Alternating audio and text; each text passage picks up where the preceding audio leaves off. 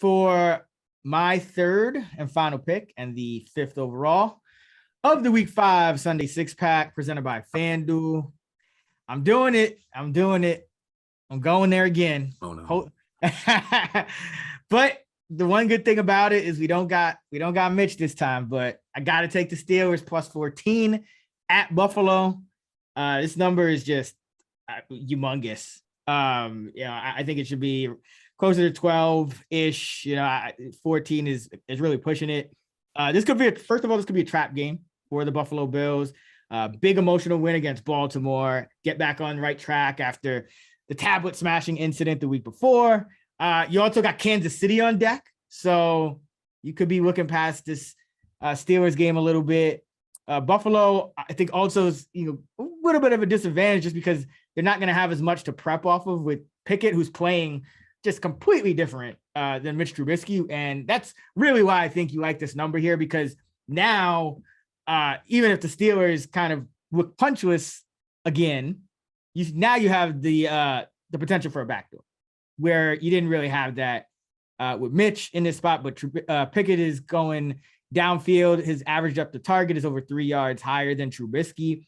George Pickens was targeted on over 30% of his routes last week, which is a welcome sight because this Steeler team, I mean, they have talent. Like if the quarterback can just deliver the ball, and Pickett did. I know he threw the 3 picks, got unlucky on a couple of them, but he also completed every other one of his passes, so 10 of 13.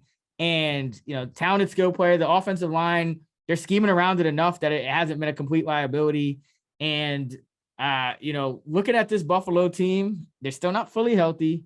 And, this is that time of year where you start seeing these trap games. These teams are going to have they're going to lay eggs. We saw Buffalo against Jacksonville last year. Nobody saw that coming.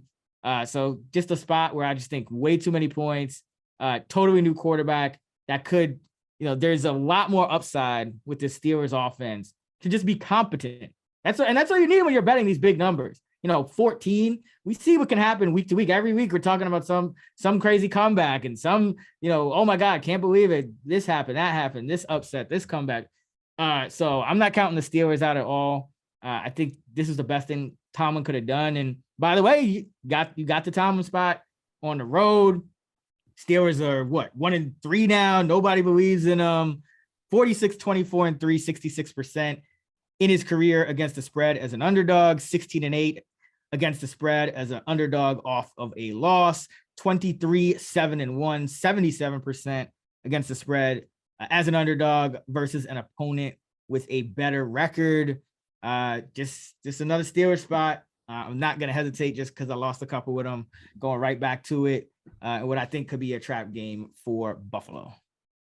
Yeah, I like to think that I have a pretty good handle on these Tomlin spots. Like I've avoided a couple this year. I think I only played them against the Bengals. Yeah. And like he's 20-9 as a road dog against winning teams, but he got blown out in the last 2 last year against the Bengals and the Chiefs. So I've just been more hesitant with this Steelers team because they haven't had competent quarterback play. I think Pickett is an upgrade, obviously, over Mitch Bortles. And yeah, the unknown does work in the Steelers' favor. And I do think the situational spot matters. Bills off of 2 really emotional games, a lot of injuries, I think is the biggest thing here. So I don't know who's going to play for the Bills, but what I do think that means is the Bills usually that was like their first game in like decades that the Bills won by not like double digits. So the Bills usually win with margin, and they don't mind running it up. But I think even if they're up big, there could be backdoor shots here. I don't think that they want to, with all the injuries they have with the Chiefs on deck, that they're too concerned with running this up. But I am really concerned about, in fact, the Steelers have never closed as a 14-point underdog or more in franchise history. I am concerned about the Steelers defense. So there's still no TJ Watt, which is just enormous. In 2021, they gave up 6.2 yards per play with Watt off the field, 5.2 when he's on the field. I mean, that's massive. but the injury list is really long. Cam Hayward, I assume, will go, but he's nicked up. Cam Sutton, well, I mean, their secondary is really what I'm worried about here. Witherspoon's already out. Cam Sutton is banged up. And then most importantly, it's like, are they going to be without both safeties, which is very scary, obviously, against the Bills, especially when your corner group is limited. Minka Fitzpatrick with a knee didn't practice today. Terrell Edmonds didn't practice today. I think he's in concussion protocol. I don't know. I could have that wrong. But they're going to be without their entire secondary against the Bills. Wind here, I think, helps neutralize some of that. The Bills' offense, if you look at their home versus road splits, their road numbers are ridiculous because they don't have to deal with the Buffalo weather. But yeah, I think this is the Tomlin spot. I just want to get a couple more guys in there for the Steelers D.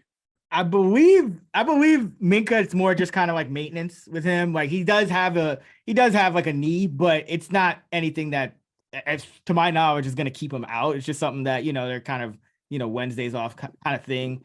So yeah, Witherspoon obviously out, but I mean, you're kind of going toe to toe with these injuries on both sides. Cause it looks like McKenzie is going to miss. Crowder's already been ruled out, and it looks like McKenzie's going to miss as well.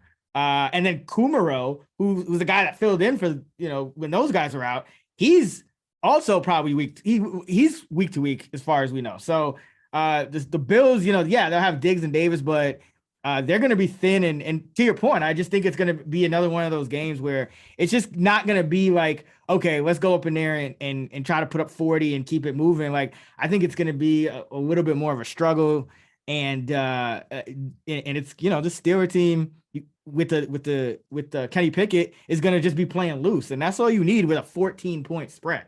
I mean, you don't need much in these kind of games. I mean, we just saw Billy Zappi against Aaron Rodgers. That's kind of what I'm banking on here.